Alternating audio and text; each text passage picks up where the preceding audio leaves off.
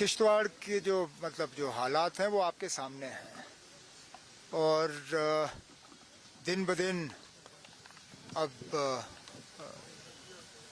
یہ تو اب ہم مان کے چلیں کہ جو لوگ لاپتہ ہیں کوئی 70 کے آس پاس، ان کو اب زندہ کھوج کے نکالنا اب لگ بھگ ناممکن بن رہا ہے۔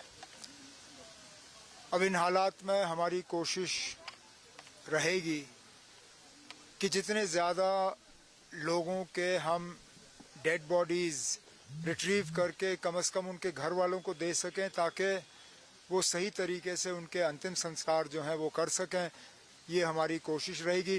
اس کے بعد جو وہاں پہ لوکل لیول پہ ہمیں ان کی مدد کرنی ہوگی، انہوں نے 3-4 چیزیں جب میں وہاں پہ گیا تھا میرے سامنے رکھے، ان پہ ہم غور کر رہے ہیں، جتنا ہم سے ہو سکے گا ہم کر لیں گے۔ آپ نے ڈیزاسٹر میٹیگیشن فنڈ کا اعلان بھی کیا تھا، تھوڑا سا اس کے بارے میں جاننا۔ نہیں، وہ تو گلیشیل لیکس جو ہیں ان کے برسٹ، ان کے جو پھٹنے کی جو خطرہ، ان کا جو خطرہ رہتا ہے اس کو کم کرنے کے لیے۔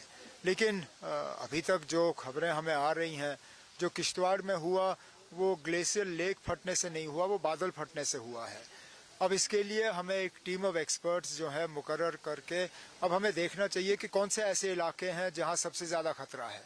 اب کچھ مہینے پہلے یہی چیز رامبن میں دیکھنے کو ملی، اس وقت مالی نقصان بہت ہوا، جانی نقصان کم۔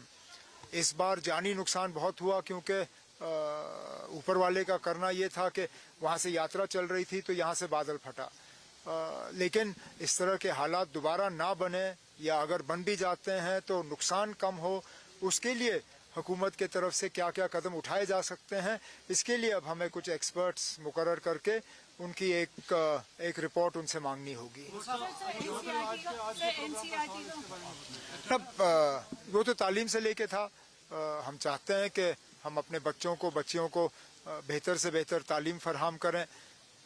ہم جانتے ہیں کہ تعلیم میں کچھ خامیاں ہیں، کچھ کمزوریاں ہیں، چاہے وہ انفراسٹرکچر کو لے کے ہو، چاہے دور دراز علاقوں میں ٹیچروں کی کمی ہے، اور جو نیا انفراسٹرکچر آیا ہے اس نئے انفراسٹرکچر کو کس طرح استعمال کیا جا سکتا ہے۔ جو بجٹ میں ہم نے کچھ اعلان کیے تھے ماڈرن کلاس رومز کے اور K-12 سکولز کے، اس کے بارے میں، تو یہ 1 ڈے ورکشاپ ہے۔